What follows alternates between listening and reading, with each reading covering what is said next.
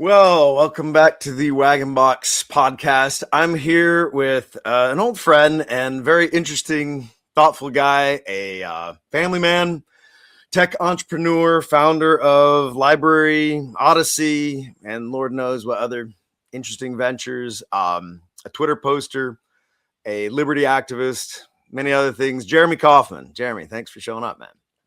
It's excellent to be here with you. So one of the reasons I wanted to reach out to you and talk about is the things that have been on my mind quite a bit in the last year or two. And I feel like in the whole field of political commentators, social commentators, there's very few people I can really talk to honestly that I think will give me a straight and thoughtful answer into resolving some of these problems. But one of them is, so I grew up kind of like garden variety Republican, sort of evangelical Christian, Zionist Republican, sort of your George Bush type, with a penchant for like paleo con. Like, okay, we had some, Pat Buchanan, he seems onto something or whatever. But anyways, I ended up going into kind of the libertarian ANCAP world and felt pretty comfortable there ideologically. And that's why I ran into you at Pork Fest, and most of us there, very much skeptical of all forms of government. And then as I sort of, continued on that path, one of my frustrations is just that the libertarians, so I own and operate trailer parks, mobile home communities, whatever. And it's given me a tiny insight into like actual governance. And so as I talk to libertarians, you're already probably realizing like many of these people have great ideas, but they really haven't thought that much about actual governance. Like people have to live together. How are we going to live together? Sure, you can make fun of the statists about my roads or whatever, but how are you going to build roads, and how are we going to maintain them? And sure, you can come up with these private systems, but what are you doing? So anyway, I kind of went down that path and ended up being somewhat more surrounded by and adjacent to a lot of the dissident right, new right scene. And suddenly I find that you have also kind of made peace or made some kind of alliance with the new right, and also find yourself often at odds with libertarians for various reasons. So I'd like to just hear a little bit about your thoughts of your frustrations with libertarians, particularly in that area of actual governance, and how you found yourself somewhat allied with the dissident right. Oh, well, so you're just inviting me on here to betray my own people. I see how it goes. So I still absolutely consider myself a libertarian. I live in New Hampshire as part of this free state movement, where unlike in most of the country, libertarians are actually gaining and achieving political power. We 100%. Have state senators. We have the House Majority Leader of the Republican Party. It moved here from Michigan.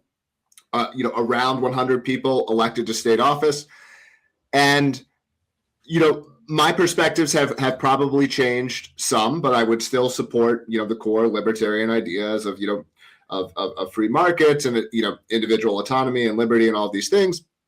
I do think that the libertarian movement, yes, you have to know, like here we're actually wielding power, right? So libertarians are actually wielding power. We actually are the state to some degree. I don't want to overstate the degree to which we're in control. We're not in control of the entire state government, but libertarians have larger control in the state government in New Hampshire than arguably any state, in the country. And it does change your perspectives on things. You learn what it's like to be on the other side of it, and all the trade-offs and all the challenges of governing. And so it's easy to be the critic and to be your sort of your purist libertarian and act like you're morally superior while you do nothing. Here it's constantly all these trade-offs and all these decisions. So definitely one thing that I have softened on is like you've got to allow tolerance. Like the difficulty of actually governing. You can't be purist about it. The purist answer is often not on the table, and so you've got to face these challenges more practically. Do you think Are there? I mean, I'm a big fan of the Free State Project. I have a house in New Hampshire, and I'd like to get in a little bit more about that project in a little bit. But I'm curious how many libertarians you think are really taking the practical questions of governance to heart, to mind. My sense often is that, like, when they ever do get a modicum of success, it's kind of like the old, the dog catching the car. Um, for instance, just one example is I find, and maybe that's just life. There's just a spectrum of people's intelligence and amount of time they put to thinking of things. But like libertarians are often anti-HOA because, my liberty. And I'm like, if you get rid of the government, you're really going to need HOAs. Like, I don't really want a poisonous snake farm next to my house, a strip club next to my church or whatever. And there are free market ways to solve this, but those solutions are like HOAs.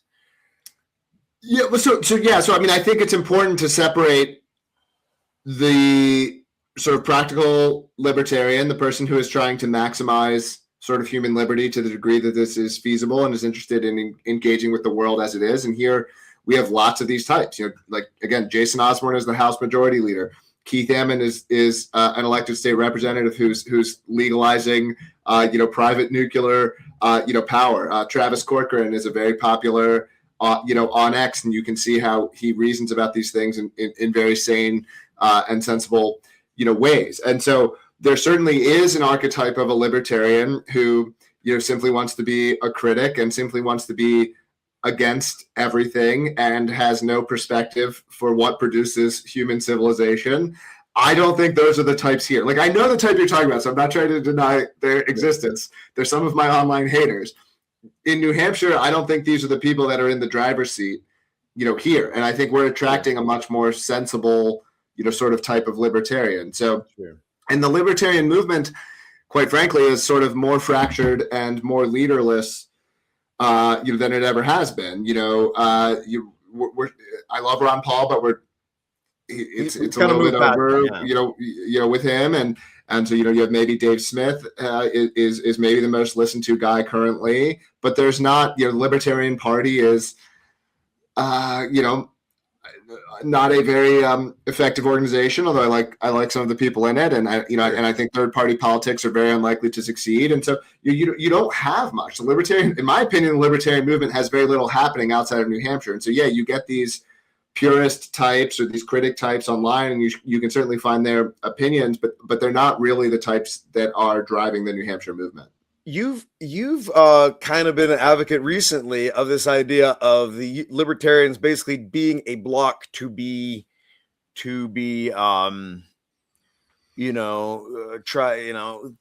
to get either of the parties to try to get the block. Pander to us. Give us yeah. So I mean, you were able to get quite a bit out of Trump. I mean, you got Ross's pardon, you got some big libertarian wins.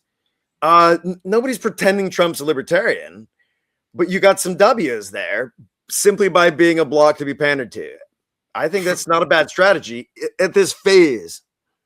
For sure. And Trump has, got to be probably the best president that I've personally experienced, has moved, America in a positive direction on the whole. Certainly a libertarian can have plenty of complaints, so I'm not going to claim that he's perfect, but I have appreciation for him, and I supported him in 2024, voted for him 2020. And the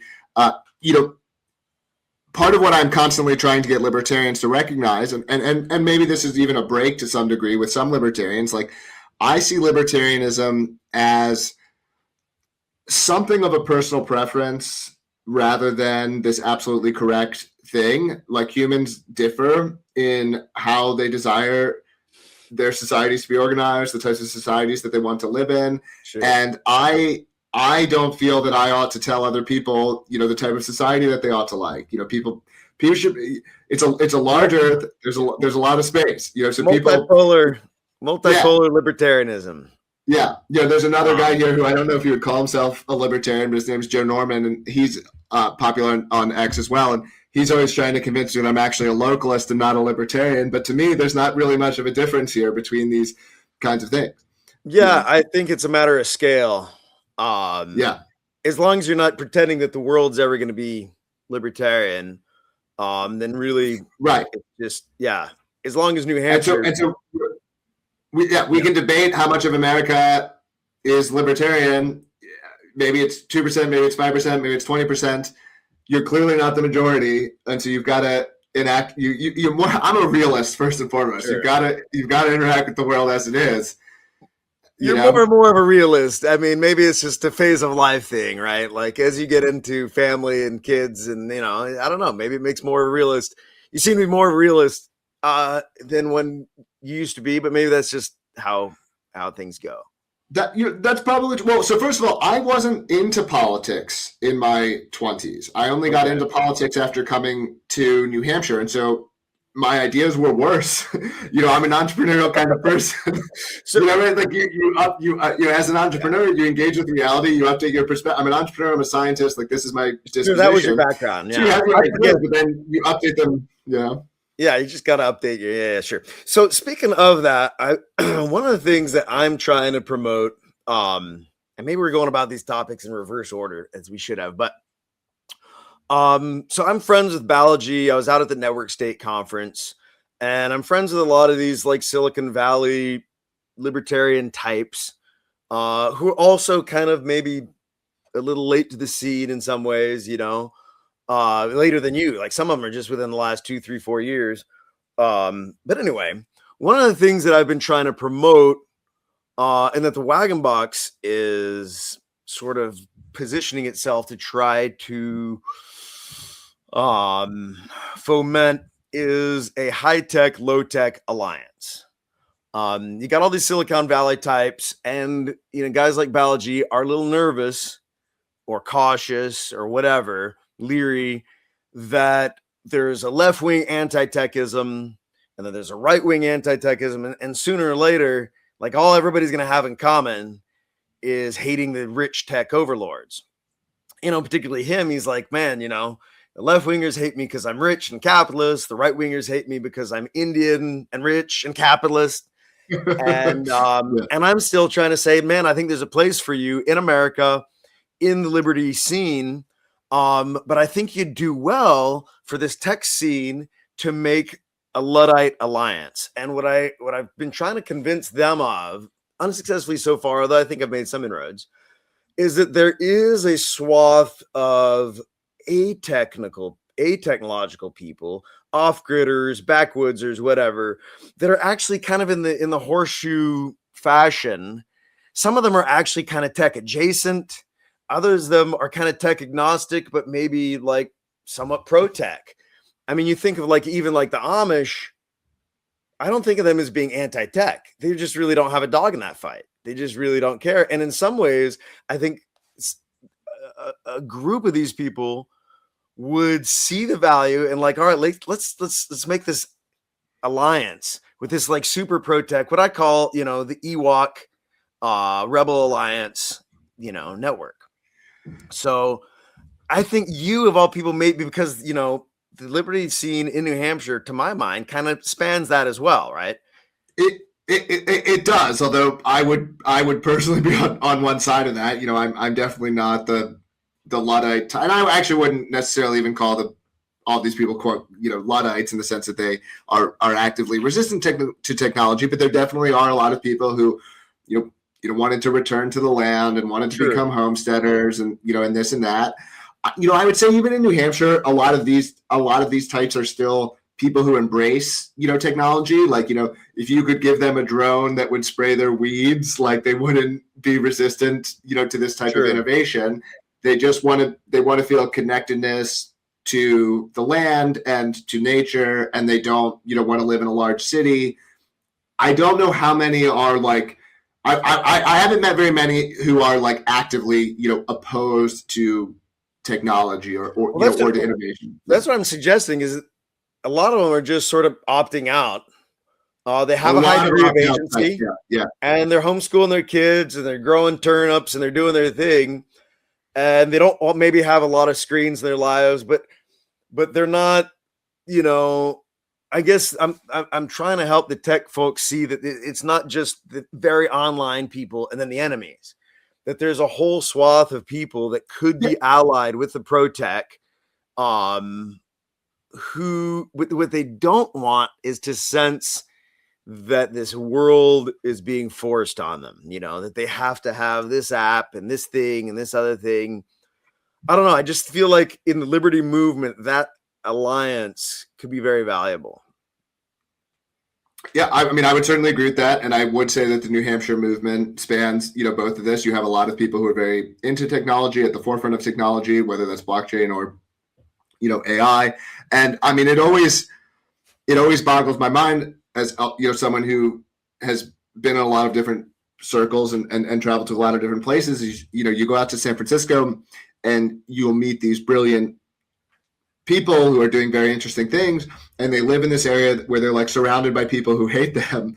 And I personally don't know how they do it. Like, obviously they do it.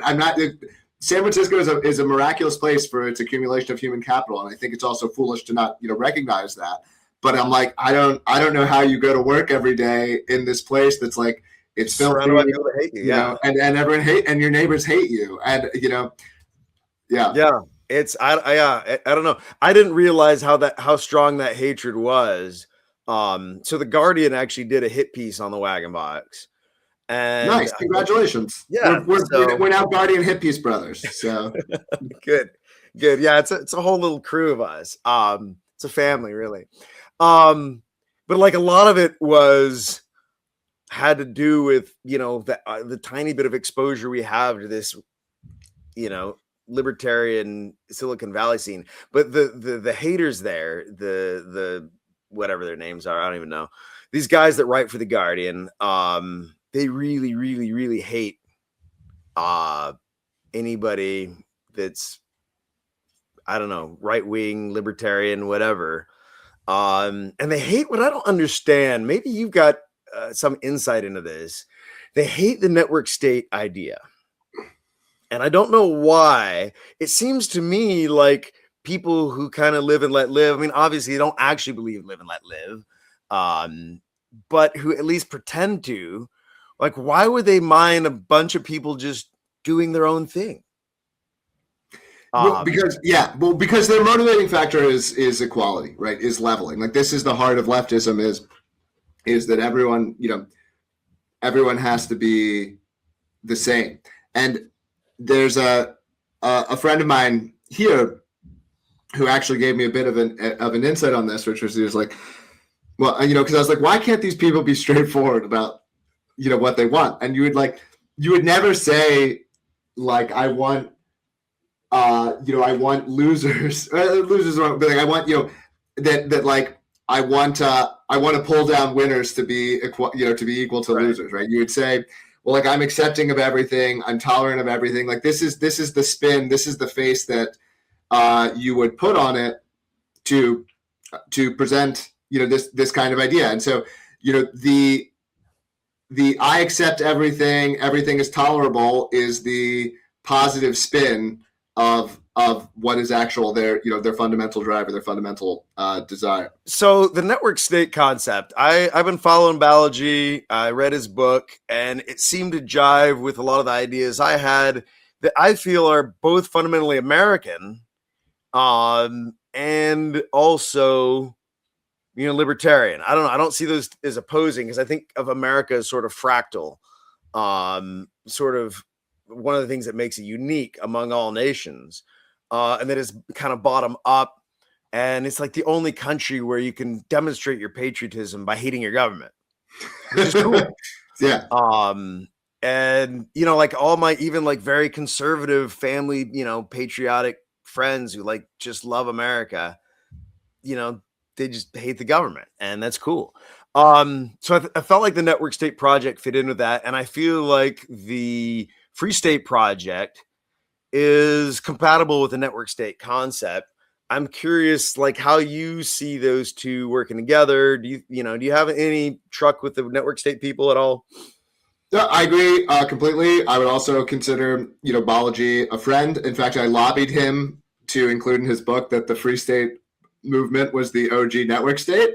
He somehow didn't make it in there, but in a lot of ways it was. Yeah, there was a 100%. bunch of people coming together online, who said that we're going to move to this place to achieve political power in the real world. And so, in a lot of ways, the Free State movement is ahead of a lot of these network states, where the network states are coming together online, and they haven't moved to that next step of, okay, now we're going to live in a place and we're going to achieve, actual political, power and achieve our goals in the real world. So I'm a big fan of it. I actually think the Free State movement could learn a little bit from some of that. I think we're actually it's a very successful movement on the whole, but I think we're a little bit lacking in formality. What does it mean to be a member of the movement? Can someone be excluded? How do we make collective decisions, which are just a necessary thing that has to happen? Right. And so I actually do think there's room for the Free State movement to, learn from some of Balaji's concepts. At the same time, I also think that I think this whole space is underexplored. So I'm going to give a criticism here, but this isn't like there's a clear answer. I think Balaji is on the cutting edge, and so naturally he hasn't figured it all out. But I think even inside of the network state, it's like a little bit unsophisticated in terms of what is the actual governance model for these network states. And I know Balaji's model is generally to pledge to a CEO or a leader, but even your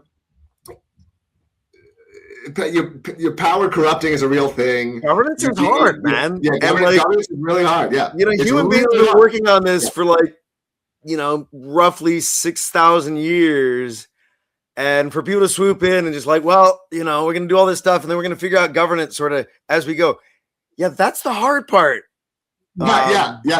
No, it keeps me up at night. I mean, it's my favorite, question, because I do generally think that you need strong leaders. You need the ability for groups to be able to have an executive who can make decisions, but you also need checks on an executive.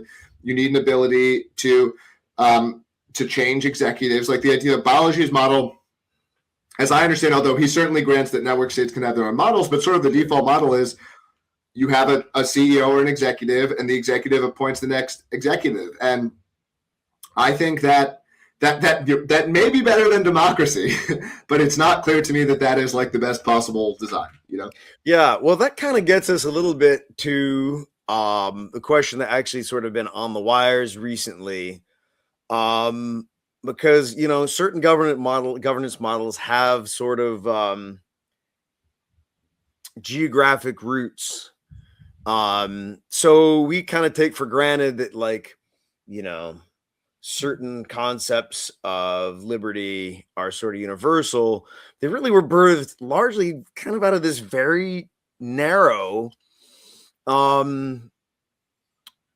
ancestry that basically sort of combined Christianity and sort of this Roman history with this sort of Anglo approach to governance, to law, this common law idea that kind of emerged around maybe the Magna Carta or something, and that sort of gave birth to America.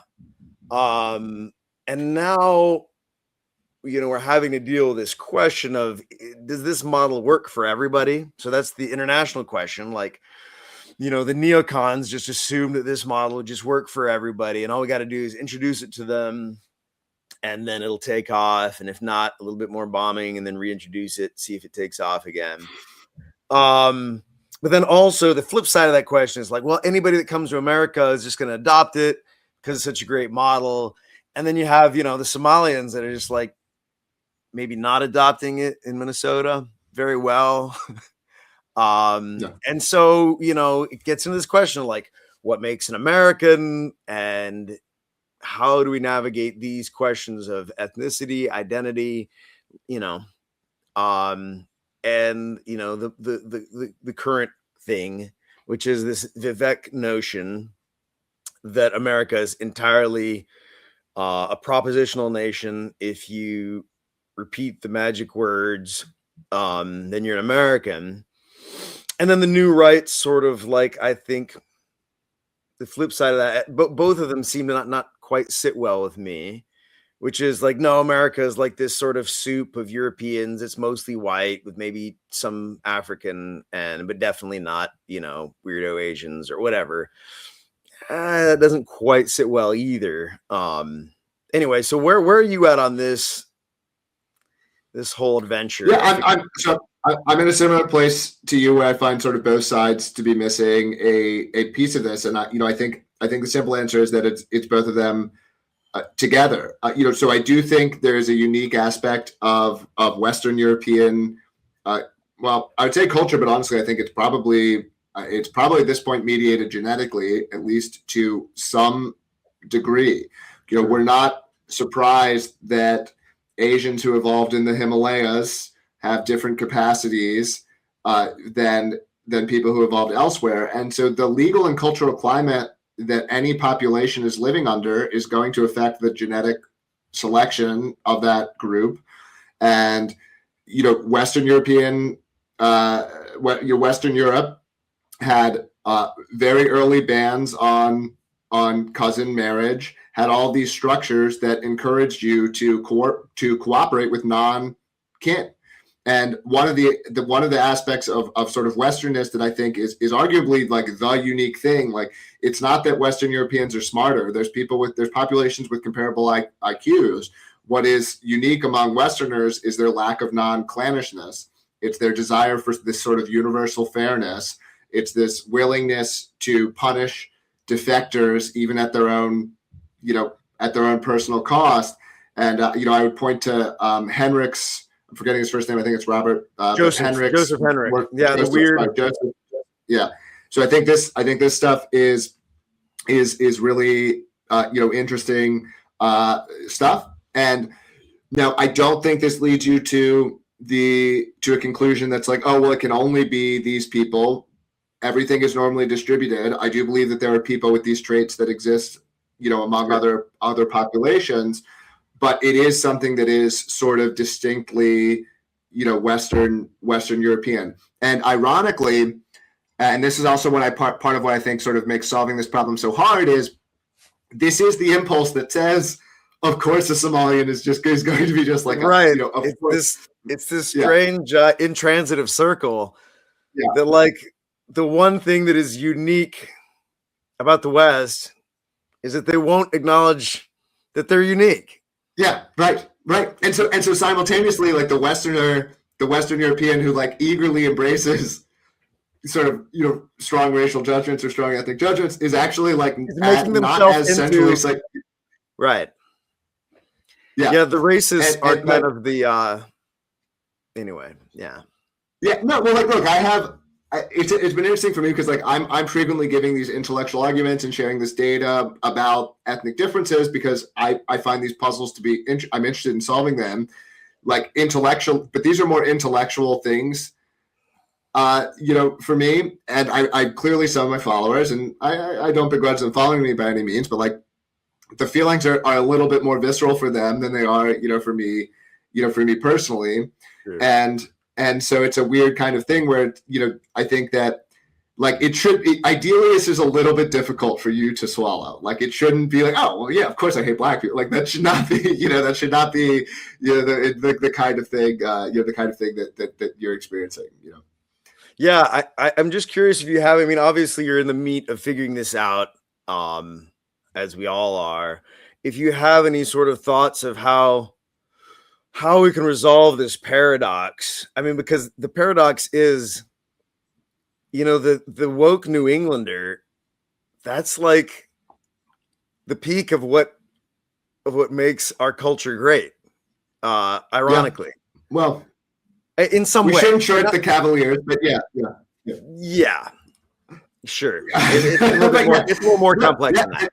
But sure, no, they're very good. Like the Puritans are really good people. Like New England is where the Puritans settled. They have a lot of moral uprightness to them. They have a strong work ethic. They're like the amount of people I've met here who like are driving a used car but worth like $10 million is like kind of crazy. And then it's a very Puritan kind of thing. Like, oh, we would never be ostentatious about our our wealth. It's like, the opposite, certainly the opposite of some other cultures that we can think of. And I tend to like the Puritan, ethic. I like these people.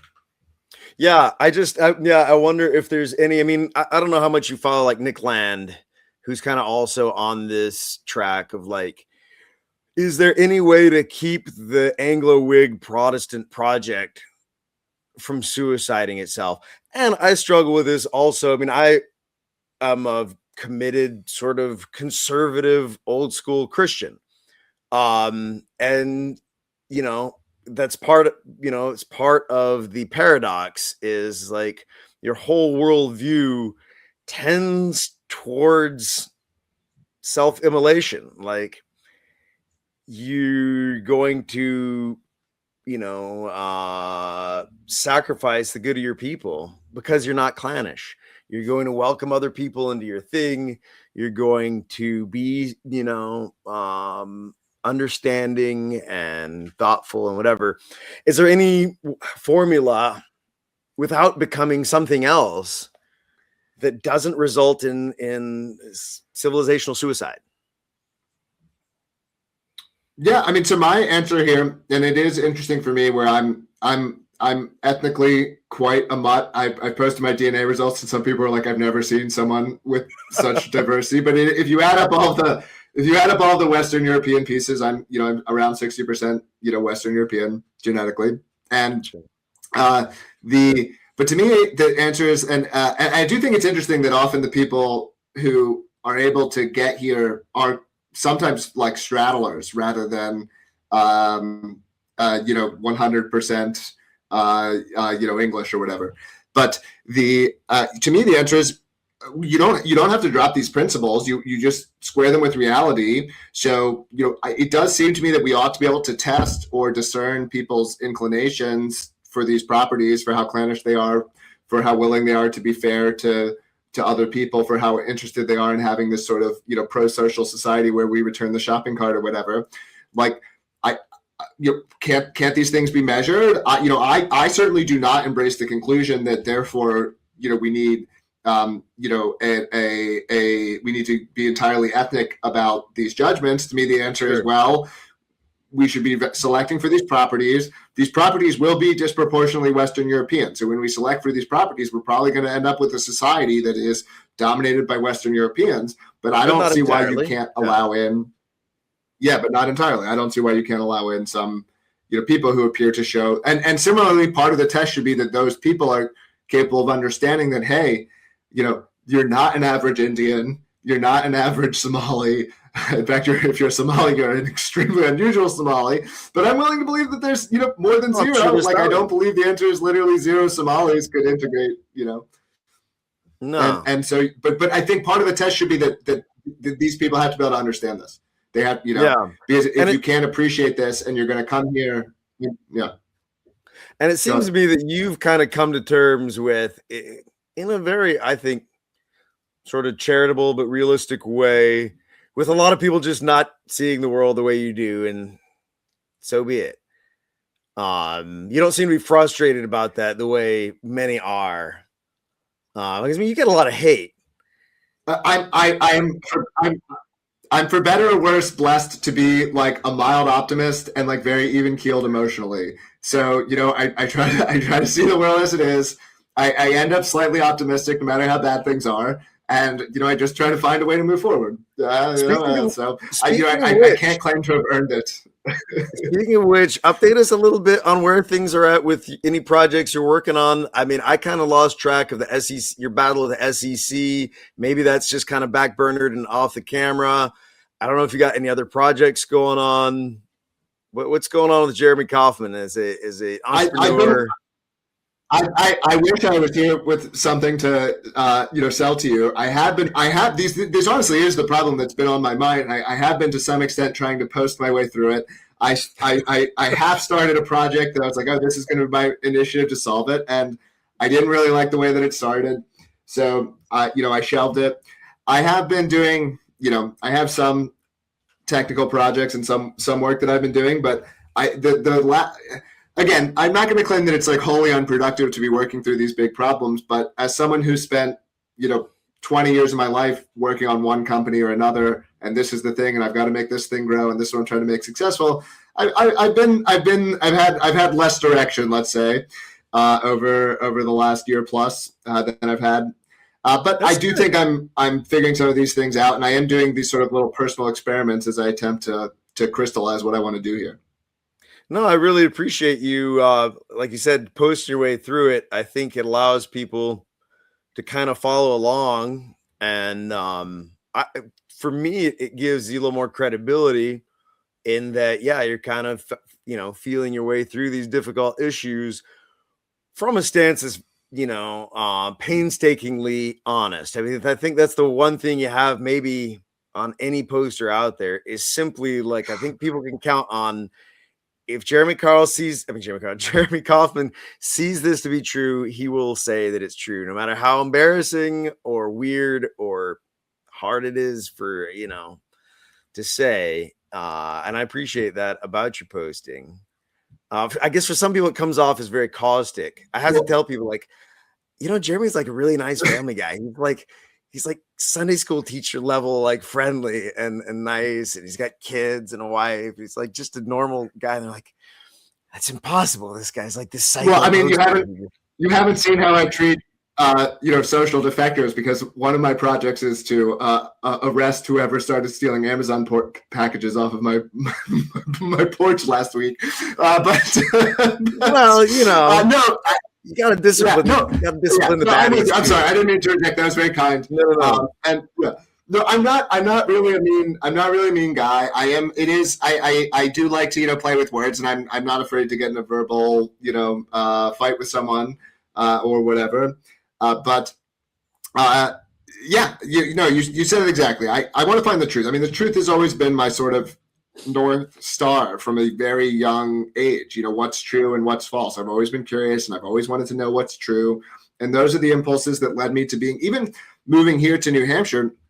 One of the things that I was reticent about was, oh, well, once I consider myself a libertarian, will I stop being truth seeking about, like, once something is part of your identity, you tend to not question it. Right. Sure. And I had not, before I moved to New Hampshire, actually like integrated being a libertarian, into my identity. And I was actually concerned about that I would not be as truth seeking about libertarians or libertarian. Now that I've been here, I think I have actually managed that okay. But like I am, that's what I'm the most curious about. That's definitely what motivates me, is to understand what's true.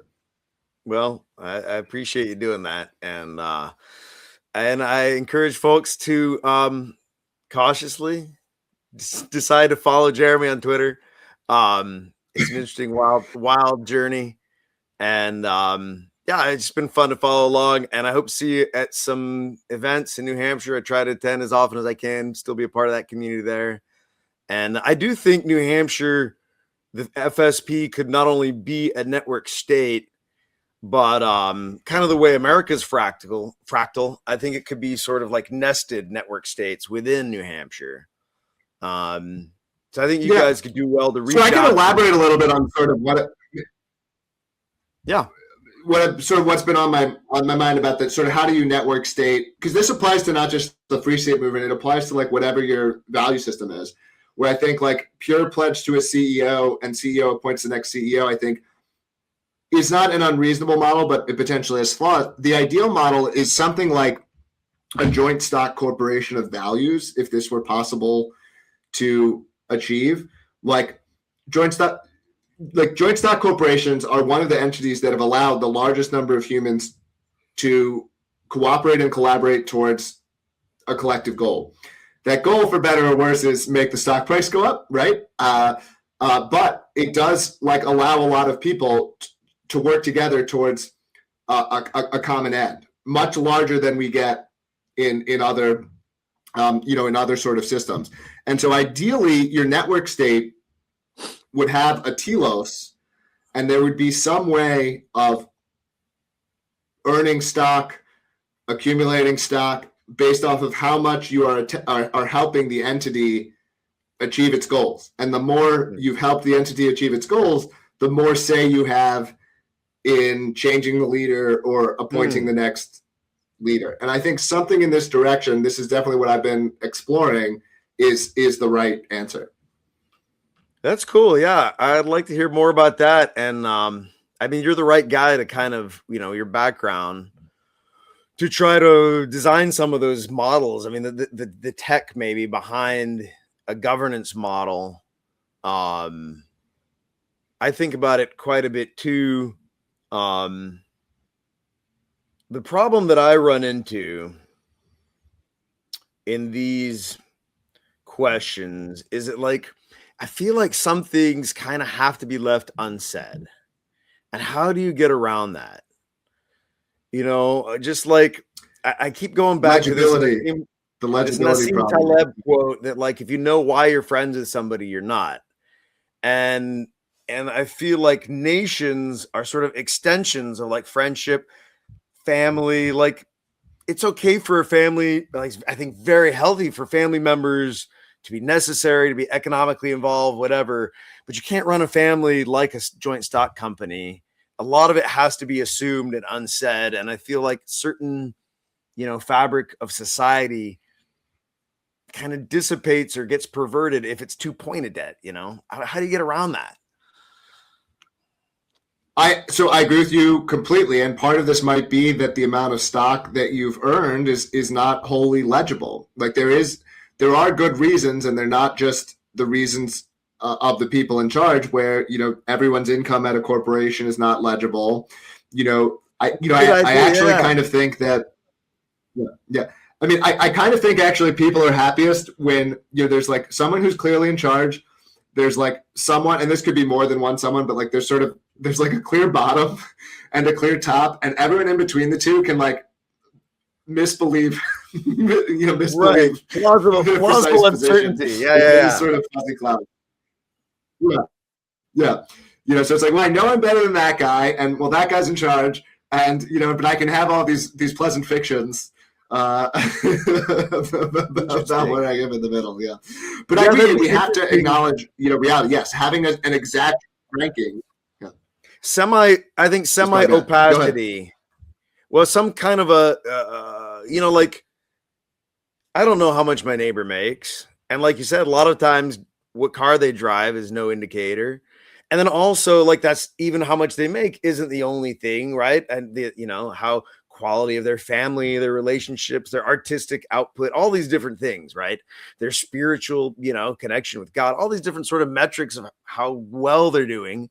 But you have indicators, but it's got to be like semi-opaque. I wonder, I like this idea of kind of a semi-opacity. Like, I wonder if something like Twitter experimented with, what would Twitter be like if follower counts were only like indirectly, like, you could only sort of ascertain them through these sort of backdoor, well, they seem to have this much reach. They obviously have more clout, but you don't have like concrete numbers. I think, something like that would be, Is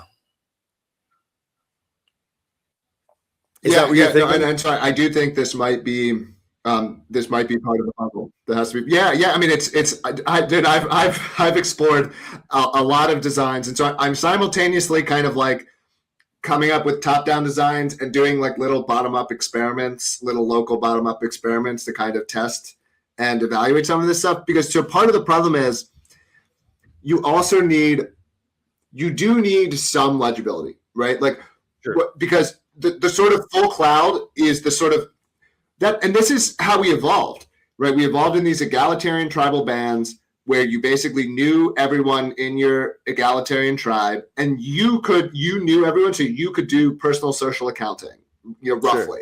Right? So I could, I have my own, again, not like you're literally ranking from 1 to 150, but on your own poop list. You roughly knew. Sure. Yeah. But part of what modernity demands or requires to achieve political success is we need to be able to bind together in some way hundreds of thousands or millions of people, right?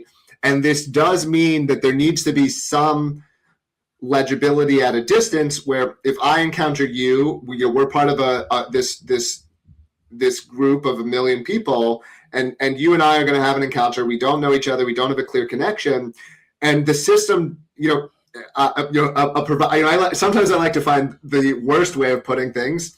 So you need something like a social credit score. Like you need some way of judging that 100%. How valuable has this person been to my group, so I can understand to what degree I want to extend, to him or her my kindness or my generosity, or my respect or my admiration or whatever.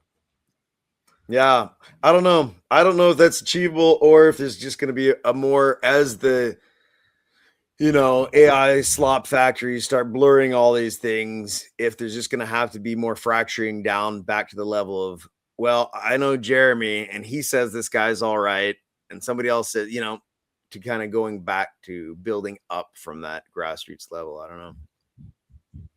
Yeah.